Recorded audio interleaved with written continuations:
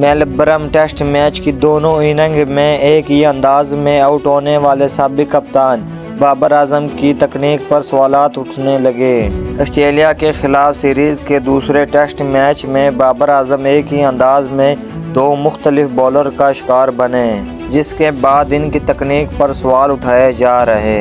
پہلی اننگ میں انہیں پیٹ کمنس جبکہ دوسری اننگ میں جوش ہیزل ووڈ نے اسی گیند پر آؤٹ کیا۔ سابق کپتان پہلی اننگ میں ایک جبکہ دوسری اننگ میں 41 رن بنا کر آؤٹ ہو گئے۔ رواں سال بابر اعظم ٹیسٹ میچ کی 9 اننگ میں ایک بھی نصف سنچری سکور کرنے میں کامیاب نہیں رہے۔